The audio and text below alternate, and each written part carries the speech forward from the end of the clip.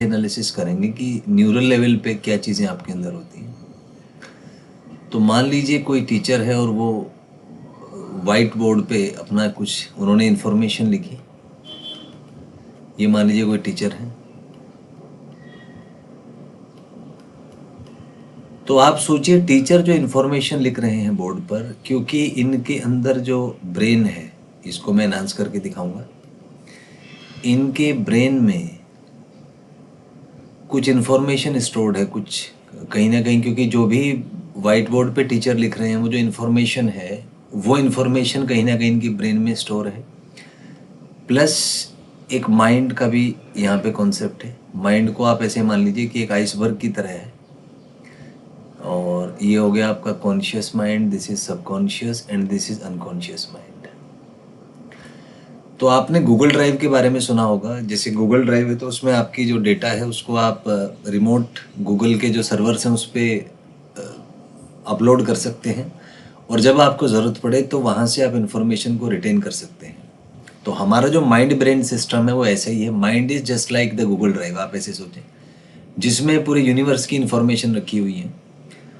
तो जब हम पढ़ते हैं तो क्या करते हैं कि वो जो इन्फॉर्मेशन है उस इन्फॉर्मेशन को टीचर ने अपने माइंड में स्टोर किया हुआ है।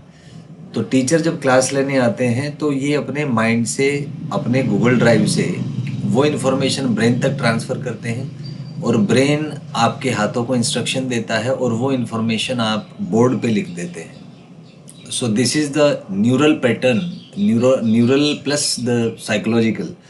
तो इसमें साइकोलॉजिकल और फिजियोलॉजिकल दोनों लेवल पे काम होता है। साइकोलॉजिकल मतलब माइंड और फिजियोलॉजिकल मतलब ब्रेन।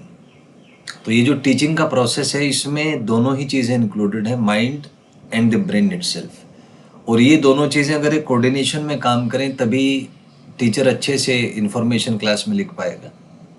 तो ये तो टीचर का कॉन्सेप्ट है, that how teacher rights in the class. तो हम टीचर से प्रभावित होते हैं क्योंकि टीचर बहुत सारी इन्फॉर्मेशन को आप कह सकते हैं रिटेन करना सीख गए हैं, रिट्रीव करना सीख गए हैं। लेकिन ये एकदम से नहीं होता। इस प्रोसेस में सिद्ध होने के लिए, एक्सपर्ट होने के लिए टीचर ने पता नहीं कितनी बार एक प्रोसेस को रिपीट किया होगा। ये जो पूरा प्रोसेस है टीचर ने कई बार इसको रिपीट किया होता है। और जो इमोशनल कॉन्फ्लिक्ट